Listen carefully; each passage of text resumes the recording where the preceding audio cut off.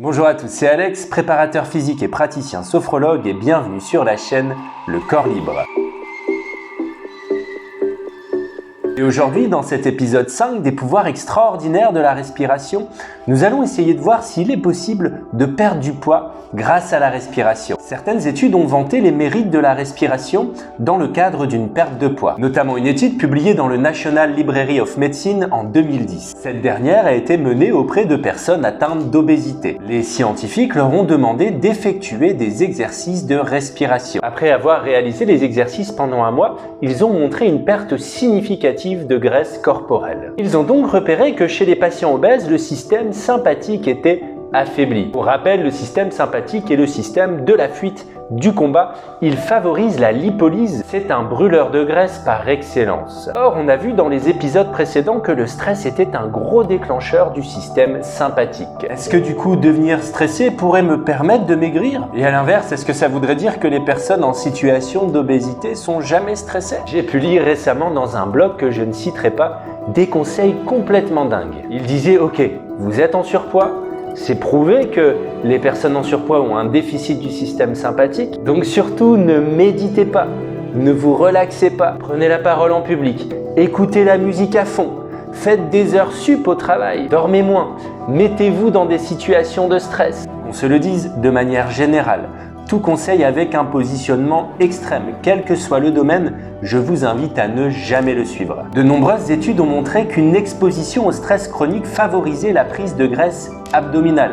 Donc ça s'avère en plus inefficace sur le long terme. Mais du coup, il y a vraiment de quoi être perdu.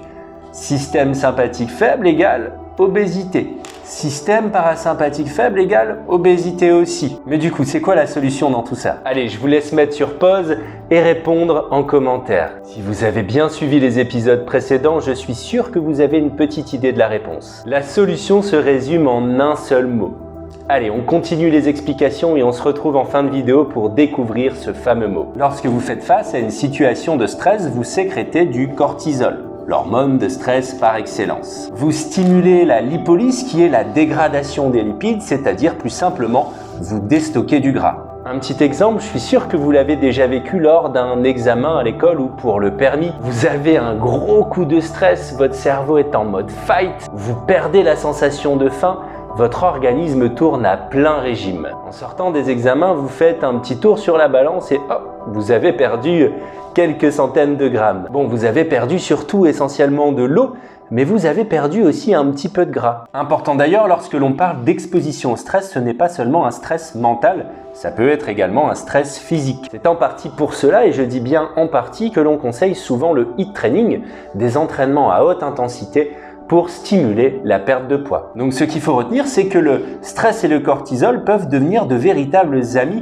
s'ils sont bien calibrés et mesurés dans le temps. Une production optimale de cortisol entraîne un déstockage des graisses. Concrètement, il aide à perdre du gras. Une réponse efficace au stress, quand il est mesuré, renforce également nos défenses immunitaires. On devient plus résistant aux germes et notre capacité de récupération est améliorée. Les problèmes arrivent lorsque ce taux de cortisol reste à un niveau élevé dans le temps, comme par exemple lors d'un stress chronique. On observe alors à l'inverse une augmentation de la graisse abdominale. Le cortisol élevé semble induire à terme à une résistance à l'insuline, ce qui va donc réduire la lipolyse et favoriser le stockage des graisses. Le cortisol semble également être impliqué dans l'envie irrépressible de nourriture, notamment les aliments bien riches et savoureux. Avez-vous remarqué quand vous êtes dans une période un petit peu compliquée de votre vie, eh bien que vous avez envie de tout sauf de bien manger. C'est pourquoi une exposition chronique à un taux élevé de cortisol semble favoriser la prise de poids. Donc concrètement, c'est quoi la solution? Allez, je sais que tu l'avais. La solution, eh bien, c'est l'équilibre de cette sécrétion de cortisol. Et la respiration, en influençant cet équilibre, semble donc favoriser la perte de poids. Mais du coup, quelle respiration choisir? Personnellement, je vous conseille de pratiquer la cohérence cardiaque, la méthode 365, car c'est la respiration d'équilibre par excellence. Que vous ayez un problème d'activation du système sympathique ou à l'inverse du parasympathique. Pour pratiquer, je vous invite à regarder l'épisode 2 de cette mini-série. Alors attention, la vidéo n'a pas pour objectif de vous dire que juste en respirant, vous allez perdre 10 kilos et résoudre tous vos problèmes. Ça va plutôt vous permettre d'optimiser la perte de poids en calmant toutes les influences émotionnelles sur la prise de poids. Bien évidemment que la première base est de bien dormir, bien manger et de faire du sport et de préférence à haute intensité. Mais vous avez compris, chaque facteur influence l'autre. Je suis stressé donc je dors mal, je mange moins bien et je fais moins de sport. Et le travail de respiration peut vous aider à enclencher le cercle vertueux du je dors mieux. Donc je mange mieux, donc je fais du sport et donc je perds du poids. Voilà, j'espère que ce dernier épisode vous a plu. De mon côté, j'ai pris énormément de plaisir à construire cette mini-série et j'ai hâte de vous faire découvrir les autres projets. En attendant, vous pouvez toujours me retrouver en coaching visio, en petit groupe, avec correction des postures en direct.